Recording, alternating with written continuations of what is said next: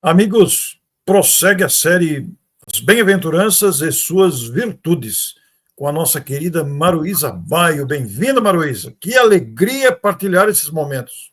Pois é, Orson, muito obrigada. É uma alegria sempre estar do seu lado e ainda mais para um assunto tão sério, né? Tão sério Olha, como são as bem-aventuranças. me impressiona a atualidade do que nós estamos vendo aqui. E nós vamos falar de justiça hoje. Olha que assunto pertinente, que assunto atual. A Maruísa vai falar aí nesse primeiro episódio da justiça, exortação à justeza, as traduções como tem sido feito. Primeiro as traduções e depois a virtude especificamente. Então, nesse Isso. episódio, exortação à justeza. Vou compartilhar o arquivo aqui para a nossa Maruísa iniciar com a nossa saudação a vocês todos. Isso. Então, também me esqueci de cumprimentar a todos, sempre uma alegria poder estar na companhia de vocês e agradecemos pelo retorno que temos recebido, né, Orson? Nós Olha, agradecemos a todos aqueles que têm acompanhado essa série conosco, pelas palavras de bom ânimo, de estímulo, e isso é um grande incentivo para nós. Nós agradecemos muito o tempo que vocês têm dedicado para nos acompanhar. Muito bem. Fazendo um apanhado geral do que nós já abordamos 3 bem-aventuranças, falando sobre a humildade, a confiança e a mansuetude. Hoje nós vamos trabalhar com a 4ª bem-aventurança, que exalta uma virtude pouco conhecida, que se chama justeza. Mas nós só vamos contar o significado de justeza no próximo vídeo. Hoje nós vamos falar sobre a bem-aventurança em si, com a questão das traduções, como temos feito, utilizando o livro do professor Severino Celestino. Ele coloca a tradução em hebraico, que como já vimos, né, Orson, nos nossos primeiros vídeos, falando do segundo tema, o verdadeiro significado de bem-aventurança, que Jesus não teria usado essas palavras, mas sim um incentivo àquele povo sofrido. Então, Jesus teria dito: avante os famintos e sedentos de justiça, porque eles serão saciados. Na tradução para o grego, bem-aventurados os que têm fome e sede de justiça, porque eles serão fartos. Então vejam que interessante, Orson. Saciado é uma coisa, farto é outra, não é? é bem diferente as duas palavras, né? Quem está Isso. farto se encheu daquilo, né? Mas Se quem encheu daquilo, exatamente. Mais do que precisava, né? é, Mais do que precisava. E saciados no sentido de que foi o necessário, foi não mais atendido, do né, que Maruísa? é bem diferente a questão. Mas vamos ver, e isso está no Evangelho de Mateus, essa bem-aventurança está no Evangelho de Mateus, capítulo 5, versículo 6. Vejamos o que o professor Severino fala, os comentários dele, que normalmente os comentários dele são bem curtinhos. Ele diz assim: era grande a indignação pela injustiça sofrida pelos judeus que assistiam indefesos à exploração romana, com a retirada de produtos alimentares de suas mesas, além da aplicação de altos impostos. Jesus os encorajava a irem em frente, porque eles teriam suas sedes e desejos de justiça saciados. Que situação eles viviam, né, Orson? Por um lado, a cobrança dos impostos, feito pelo governo romano, e por outro lado, o dízimo, que eles tinham que oferecer ao templo, 10% de tudo que eles produziam, até mesmo das hortaliças que eles cultivavam. Eles tinham, Imagina só, pois imagina a é, exploração, né? era uma grande exploração e uma grande indignação por parte dos judeus daquela época. Mas quando Jesus pronunciou aquela bem-aventurança, eles certamente consideraram a palavra justiça no seu sentido mundano, no seu sentido material. Eles não pensaram na justiça divina. Bem-aventurados os que têm fome e sede de justiça, porque serão fartos. Essa justiça, no entendimento deles, naquela época, era a justiça humana, que Até nunca porque, aconteceu. Pode falar, Márcio. até porque, Maruísa, eles não tinham noção da justiça divina também, né? Não tinham. A Não. referência que eles tinham era humana. A referência que eles tinham em relação à justiça divina era aquilo que estava nos 10 mandamentos. E Pois era é. muito, né? E era muito curioso, porque assim, eles estariam ok com a justiça divina se eles obedecessem a Deus. Então, se eu tivesse saúde, prosperidade, riqueza, descendência e uma vida longa, Deus estava feliz comigo. Eu era um homem justo, não me faltava nada. Esse era o conceito deles à época. Mas aquela justiça que eles tanto esperaram não aconteceu. Tanto é que no ano 70, Jerusalém foi destruída e os judeus se esparramaram pelo mundo, fugindo da perseguição e da crueldade dos romanos. Então, o entendimento deles na época não é como hoje compreendemos, graças à doutrina espírita, não é, Orson? O entendimento da parte moral de Jesus, das lições de Jesus com a chave que o Espiritismo nos dá. Né? Nós encontramos em Kardec essa clareza, como nós vamos ver aqui na sequência, Isso, inclusive. exato. Então, nós buscamos no Livro dos Espíritos, no terceiro livro ou terceira parte, onde Kardec trata das leis morais. São 10 leis morais. E justamente a última, a 10ª, é a lei de justiça, de amor e de caridade. Não são 3, não é um compacto, 3 em 1. É uma única lei. Tem que ter a justiça, amor e caridade tudo junto e misturado, né?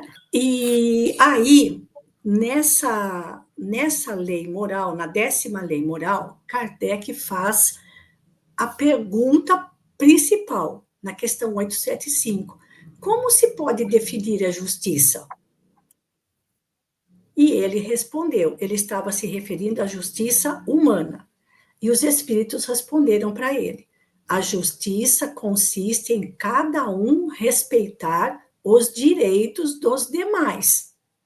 Mas aí vem outra pergunta: quem é que define esses direitos? É o que ele faz da extensão da pergunta, no item A, que é o que determina esses direitos. Quem determina o que é direito e o que não é direito na justiça humana?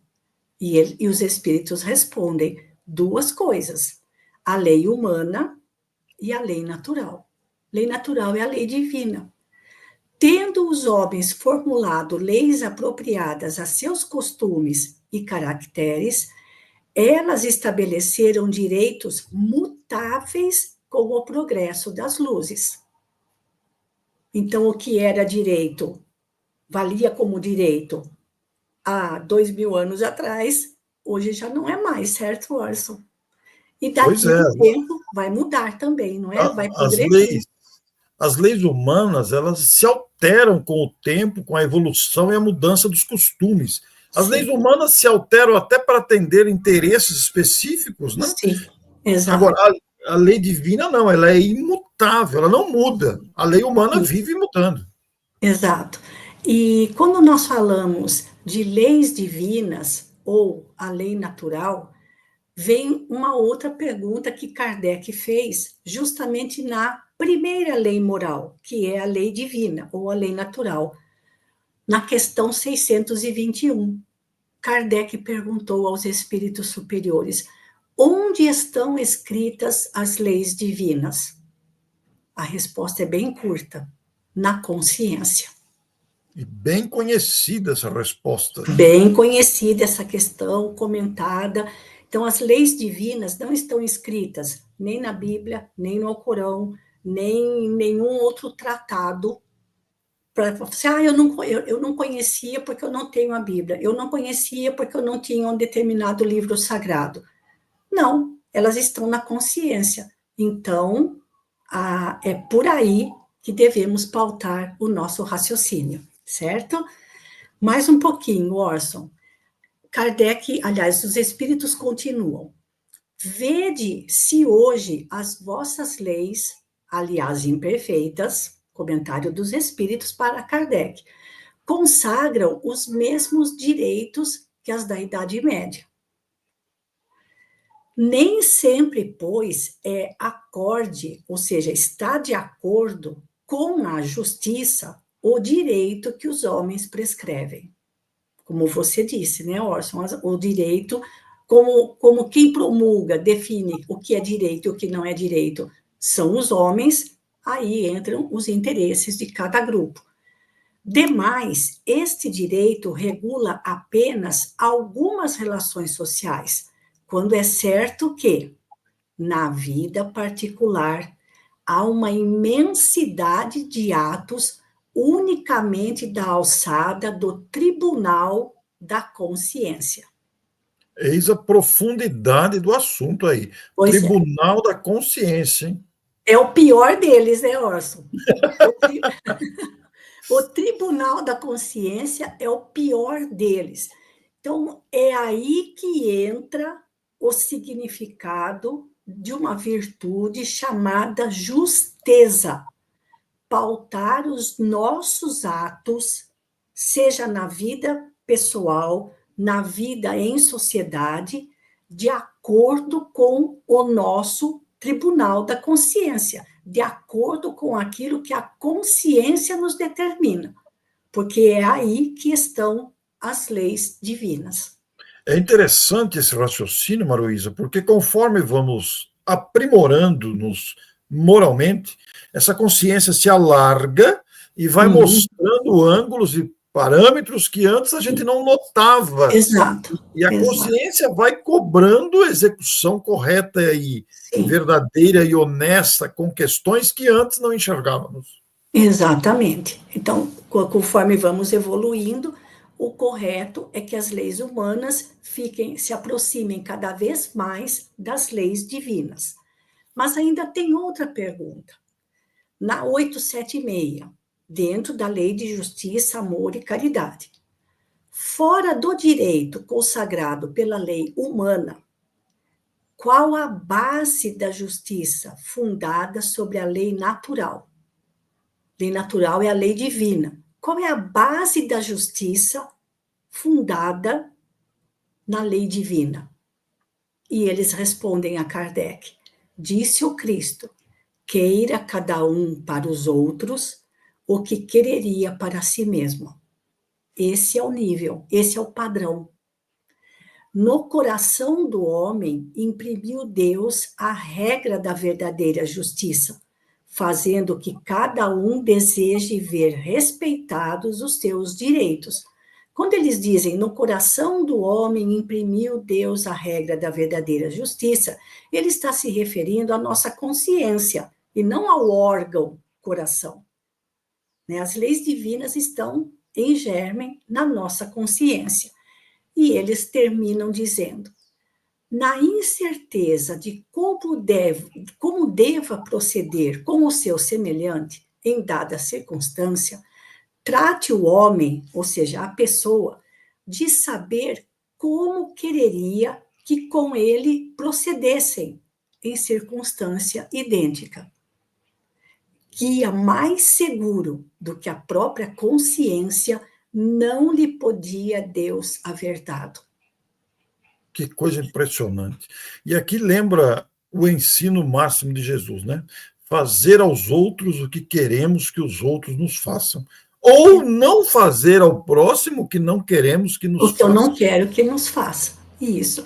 Então, é nesse trechinho que nós já vamos tendo uma ideia do que significa essa virtude chamada justeza, trabalhada por Jesus nessa bem-aventurança, que não se trata fome e sede de justiça humana, mas é outro tipo de justiça, como nós vamos ver no nosso próximo vídeo. E outra coisa que eu me esqueci de comentar, Orson, Sim, vejam como Jesus vai fundo nessa bem-aventurança, porque ele não fala só de fome e nem só de sede.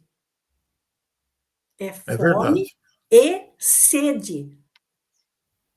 Então, é algo muito profundo, porque quando estamos com fome ou com sede, nós saímos fora do nosso equilíbrio, Sem certo? dúvida. Né?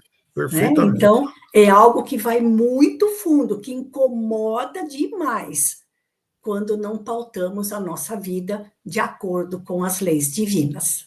É isso. Muito bem, Maruísa. Então, os nossos telespectadores, tivemos aqui esse episódio de Exortação à Justeza, Traduções, e agora no próximo episódio nós vamos falar sobre exortação à justeza com a própria virtude em si. Tem muito Isso. material bom aí aguardando a gente. Sim, Nós sem dúvida. agradecemos a você pela audiência, pelo compartilhamento, e até o próximo episódio, né, Maruísa? Até mais, se Deus quiser, Orson. Tchau, tchau a todos. Um grande abraço.